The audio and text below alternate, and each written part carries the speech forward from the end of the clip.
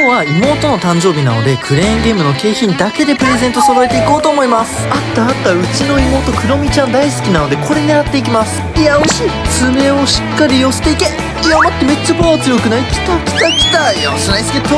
2回で取れちゃったんでこのクロミちゃんも狙っちゃいます。しっかり持ち上げていいんじゃない？でも個人的に好きなキャラクターはサンリオのペックルっていうキャラクターなんだよね。みんなの好きなキャラクターもコメント欄でじゃんじゃん教えてねって思ってたらしっかり持ち上げてナイスゲット。欲張ってこのでっかいクロミちゃんも狙っちゃいます。しっかり頭持ち上げたらいけんじゃないかこれ。いってるいってるいってる。このまま運べる運べる。運べないんかい。このクッションもめちゃくちゃ可愛いよ。しっかり狙って全然狙えてないわ。待って、このティッシュケース超可愛いじゃん。これは左奥に隙間が空いてるので対角の右手前ここを狙えばしっかり修正されてナイスゲット。